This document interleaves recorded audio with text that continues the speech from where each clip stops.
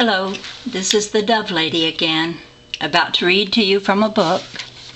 And I'm going to offer a book called The Impersonal Life, the playlist for it, and you can send me your email address and I will send you that book. It's a really good book. Now, I was thinking about The Impersonal Life. Also, I want to send you also a book about the Rosicrucians. Now, the reason I'm all worked up about these two books is because the other day I was listening to some videos someone made who wanted to pretend to themselves that Elvis Presley was really evil. He was into the occult and all this stuff, according to them. And he loved this book called The Impersonal Life, which is a book that is dangerous, you know. He liked to do the out-of-body experience, and he was on all these drugs, and they went on and on, just besmirching his name terribly and trying to prove that he wasn't godly. And they really tore into the book called The Impersonal Life like that was some horrible book. And it was a book he loved. Elvis loved that book, and he gave it away to a lot of people. That and some other books. And also the Rosicrucians, he enjoyed their work. So, just because I want to counter what these people who made these videos of saying all this bad stuff about Elvis, well, I want to offer you those two books, one about the Rosicrucians and one about The Impersonal Life.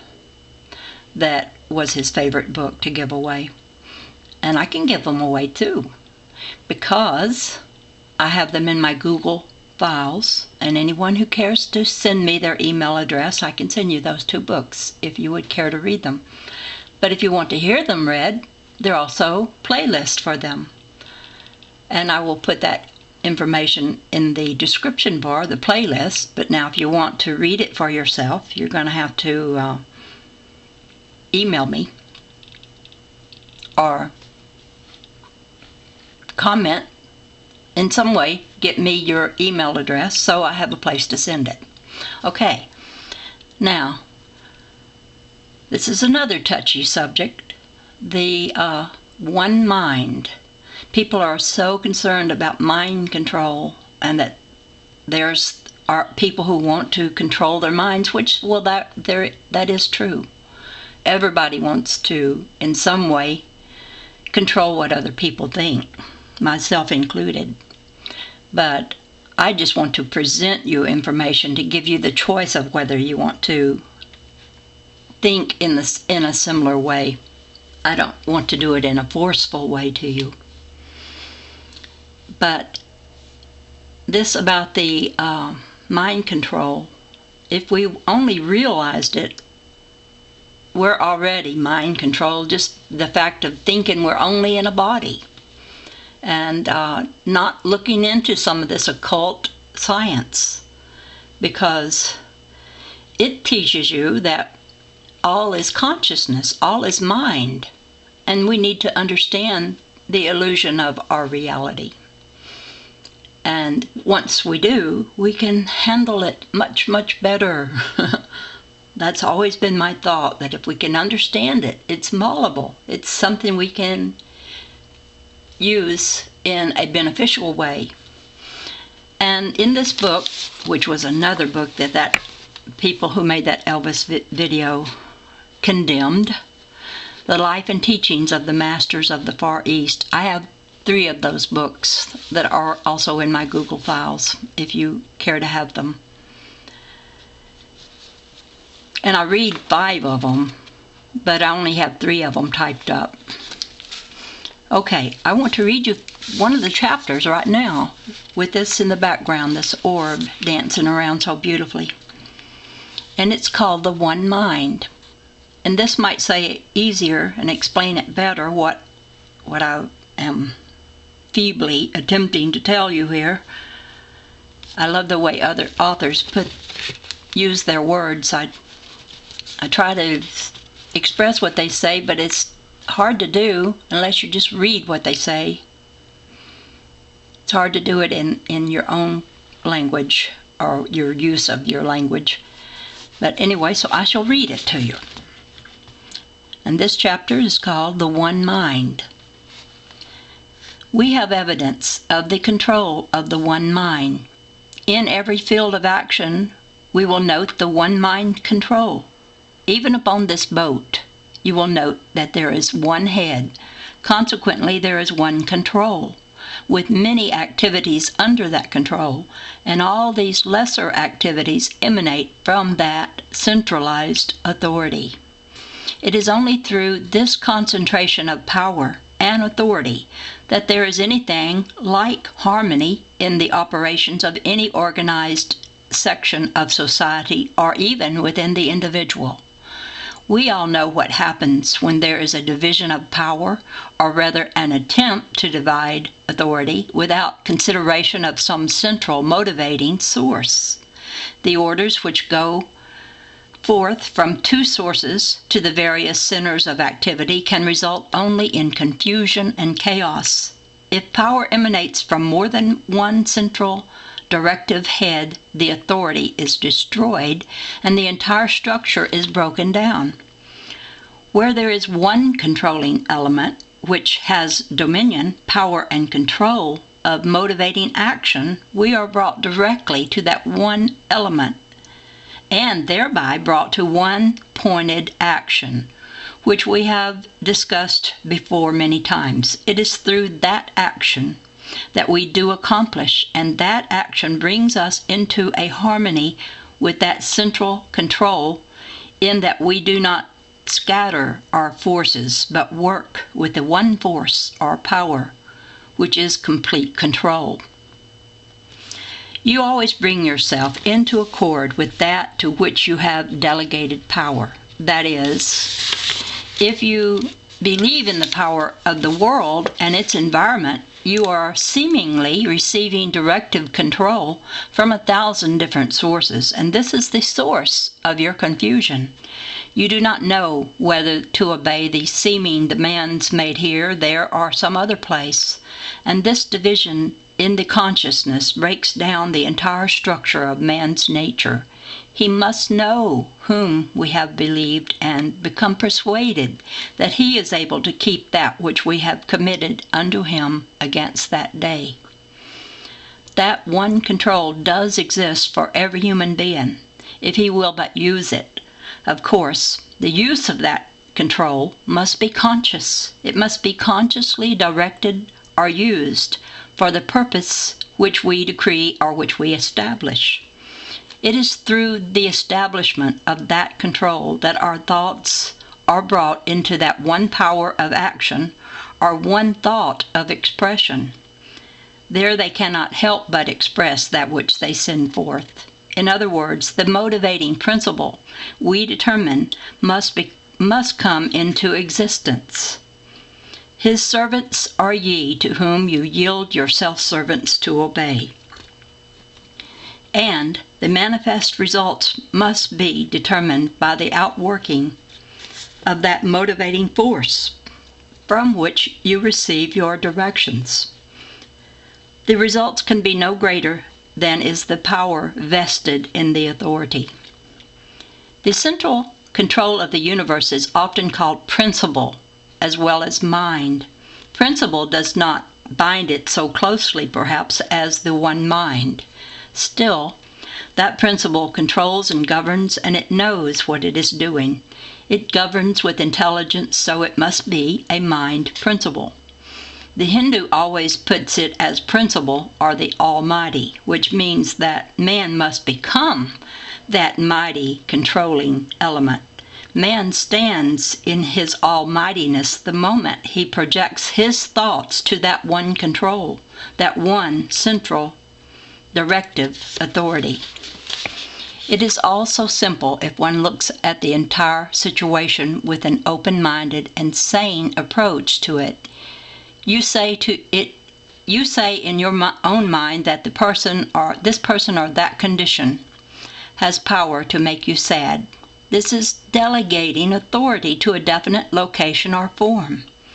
Obeying the authority which you have thus assigned, You embody in yourself the mental and emotional state which you recognize as existing in the nature of that authority.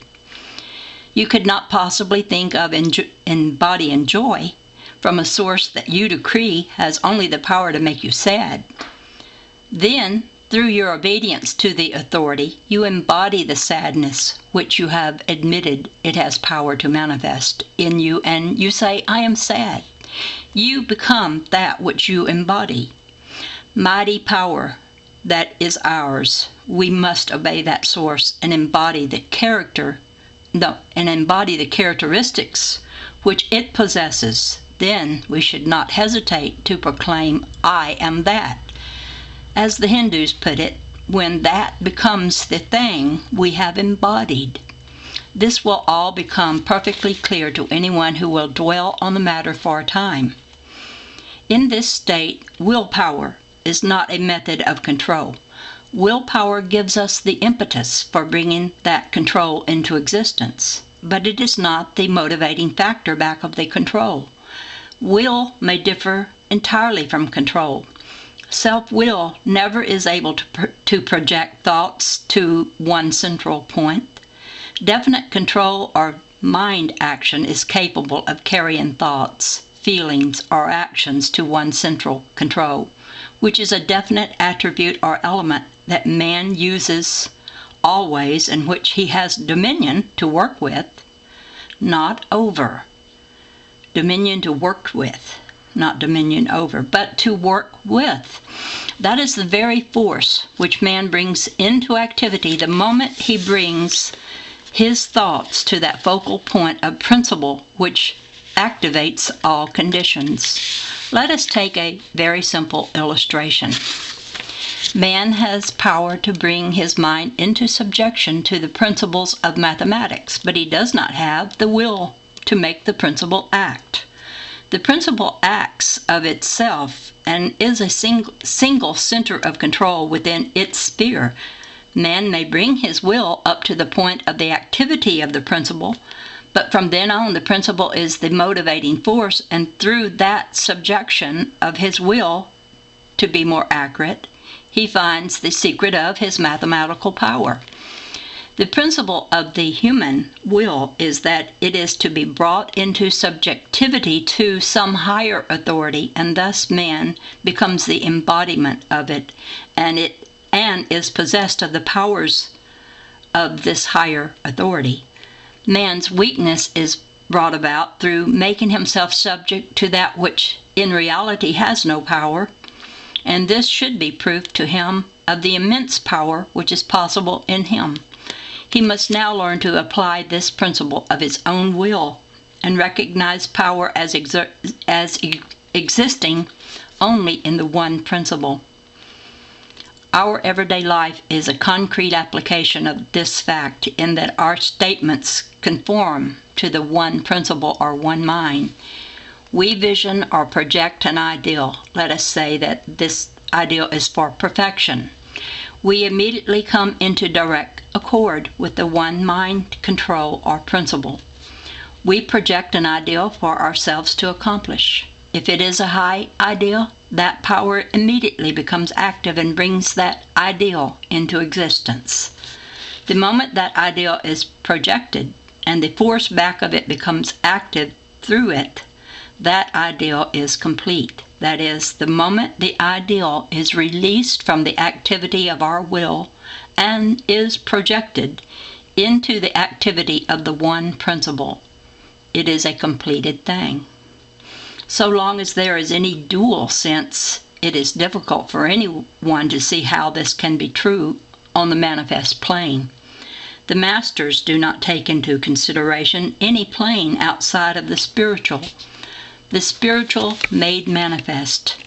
If we do not take into consideration any plane outside of the spiritual, it must be in existence always after the statement is made, even before the statement is made. We quite evidently withhold from ourselves the accomplishment of our ideal because we look to three planes upon which it may manifest. It is found very conclusively today that it manifests only on one plane. It manifests on the spiritual plane always. It is always fact. Now, if we hold to and remain within that spiritual plane, we would see it in its true expression. We would not need to look to the material at all, for when we do, we speak in terms of materializations, and materializations are not spiritually a fact. The actual thing is the fact, always. That is the spiritual made manifest. 2 + 2 = 4 in the mathematical principle. It equals 4 in the mind, and likewise in manifestation. This is not 3 planes, but it is all the mathematical facts separated on or differentiated at no point whatever. After the manifestation, it is said that it does no harm to name it material or physical, because you cannot harm the fact. But it is always elevated or exalted to the spiritual. That was Jesus' meaning when he said, "If ye exalt all things to spirit, they are in existence already." Evidently, he had this very thing in mind when he gave the prayer, "Father, I thank you that you have heard me and that you do hear me always." He knew fully that that which he saw as his ideal was already accomplished. To him it came forth instantly. Then he gave the statement that if you go forth into the vineyard, it is ready for harvest.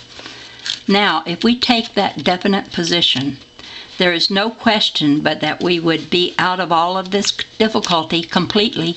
He immediately rose above every difficulty by the very attitude he took. It was not a long, arduous process to him. It was instantaneous. He saw completely through the non-existence of them. That is not claiming that he denied them. It is quite evident that he never denied any condition. He always rose above it to the true spiritual condition, and then there was no need for denial or for paying any attention to anything but the true spiritual condition. He said, "I live always in spirit." Our Bible says, "I live always in a spirit," being an entirely wrong interpretation. The interpolation of a, or in other words, putting an A there, where it does not belong, makes a lot of difference. That is where many mistakes were made in our understanding. The Christian Bible says God is a spirit. The original was God is spirit, never confining him to one attribute or to one condition. One writer said it is like trying to crowd God into the quart measure of our intellect. Spirit and mind are synonymous. They are one and the same in vibratory influence. That which seems to make a difference is that we take all our thoughts as indicating mind. Mind is consciousness, for mind and consciousness are inseparable. The element of consciousness is thought, and when conscious of spiritual fact, there is no difference to us between mind and spirit. We are in a state of spiritual consciousness. You are right in thinking of mind as consciousness in action, but so is spirit consciousness in action. They too are synonymous. Either may become quiescent or become submerged in the individual, but they are not submerged in the outer condition. If the outer is like the inner, mind is never submerged in the individual, but is only quiescent. The individual only thinks that it is submerged, and to that person it may become non-existent because he is not conscious of it. The consciousness is always there and springs into existence instantly if one projects consciousness toward that which always is, the spiritual fact. The element of consciousness is the directive rather than the motivating agency of mind. Thus, It is indispensable in the sending forth of the emanations of mind, or as we put it, in stepping up the emanations of mind to their true state, providing the element of consciousness is true to the spiritual fact. Today, many scientists are approaching this same conclusion regarding the underlying cause of all things. They dissolve the whole structure of substance and resolve it all back to emanating energy, identical with spirit. Spirit is all-pervading. It manifests in everything. It is found that all elements, including radium, are reduced to that one primal element, emanating energy. But this energy, in the last analysis, is not blind force, but intelligent force. It knows what it is doing. Scientists even admit that there is a certain form of electricity that seems to know what it is doing. This all-pervading creative energy back of all things is aware of itself, aware of what it is doing, aware of how to do it. I will start this over again. Okay. But this energy, in the last analysis, is not blind force but intelligent force. It knows what it is doing. Scientists even admit that there is a certain form of electricity that seems to know what it is doing. This all-pervading creative energy back of all things is aware of itself, aware of what it is doing, aware of how to do it, and we therefore call it Spirit or God. It is omnipresent, omnipotent, and omnipotent, as the Christian Bible puts it. When man begins to assemble in his consciousness the activities of any principle, he begins to say, I am that. This is the centralizing of the authority of the principle in himself.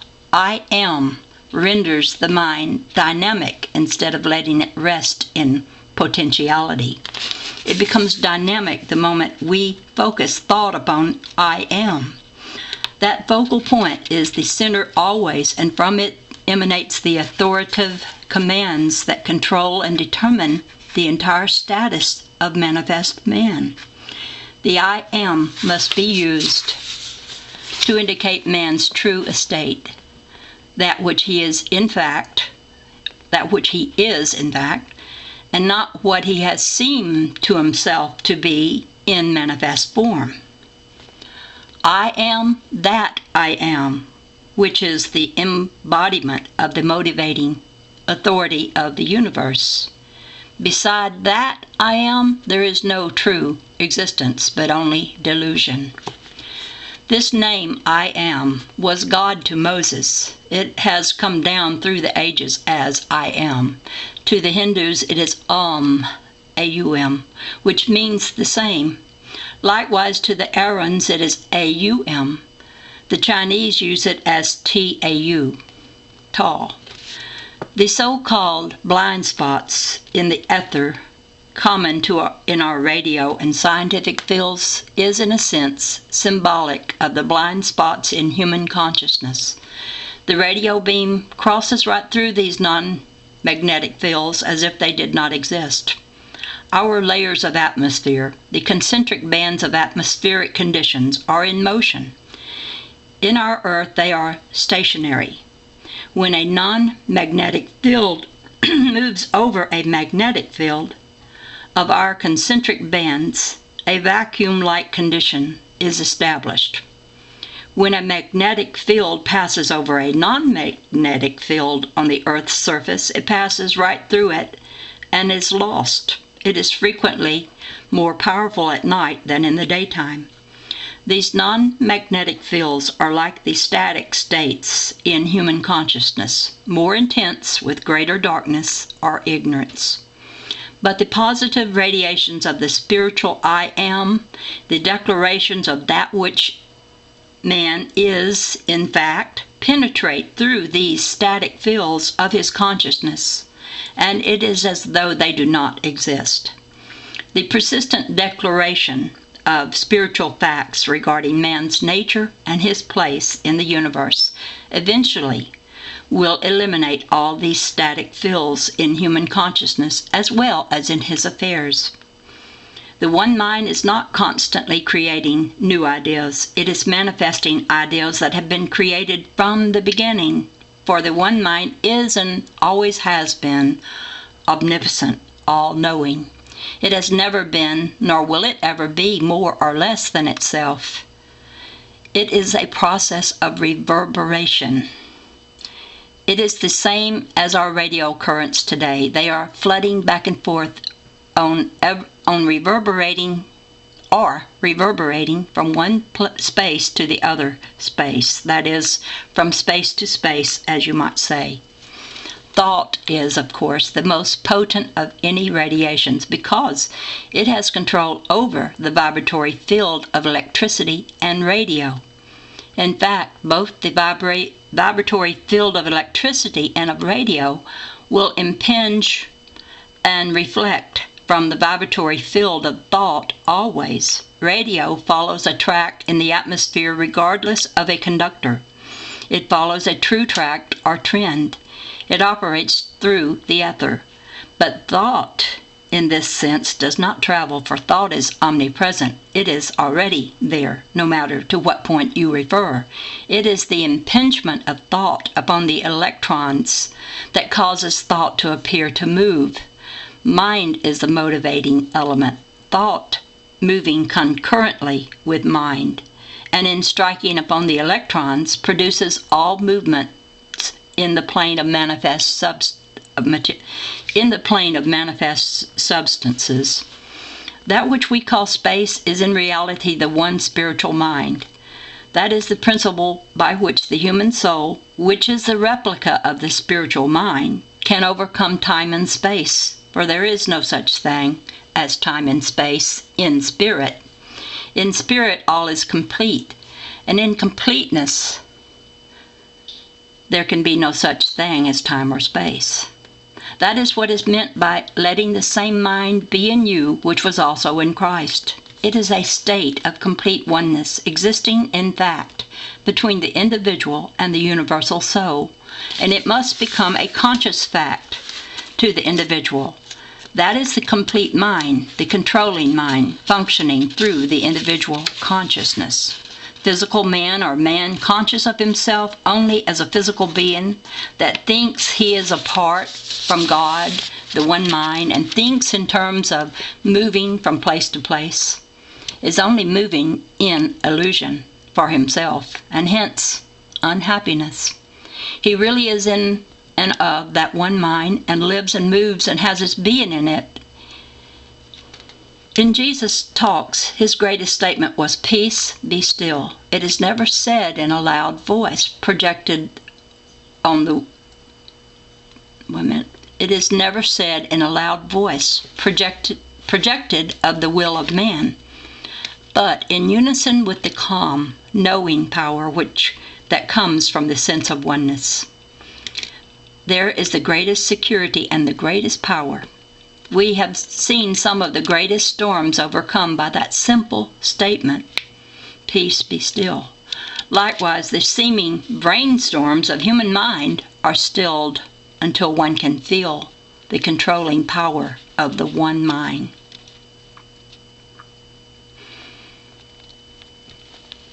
And then the rest of this chapter, he goes over the different paragraphs rather, and I will read that, but it might be a little confusing.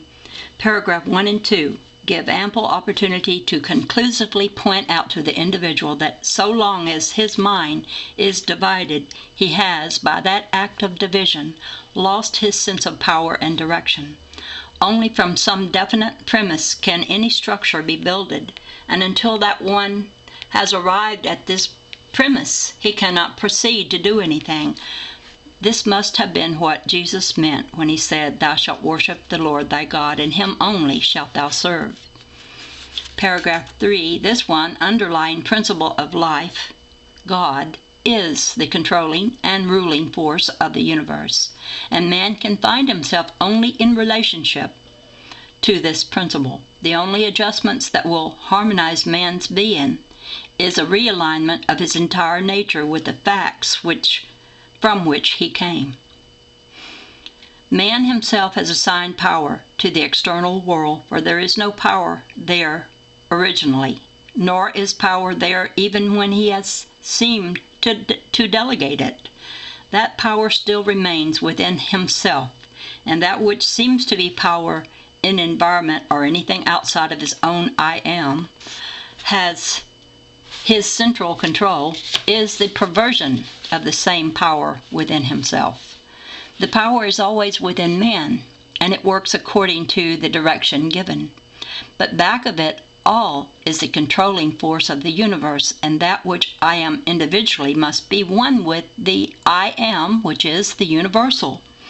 Perfect accord must exist between cause and effect, for the movement of the cause is the life of the effect. Oh, I like that. For the movement of the cause is the life of the effect. Nothing else can so completely...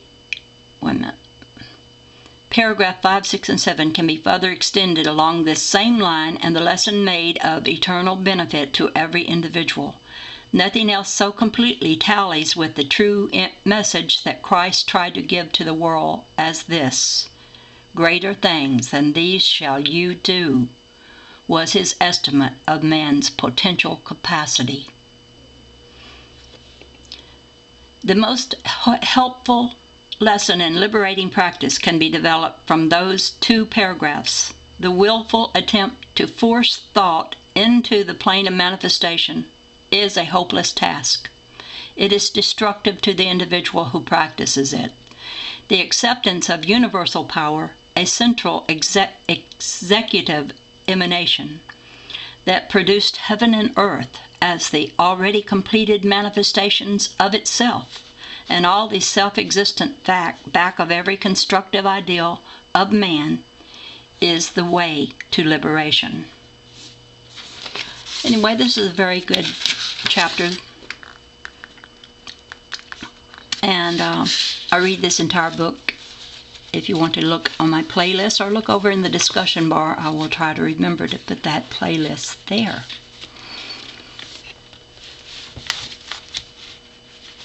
And I guess this is all I have to say today, at this point of today.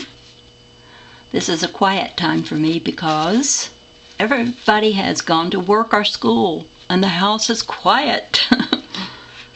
Now, a train may come by and make its big noise, honking at the crossings, but that's not happening right now either. It's pretty quiet.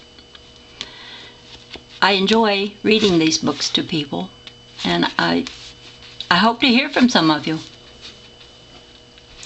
And this is the Dove Lady, over and out for now.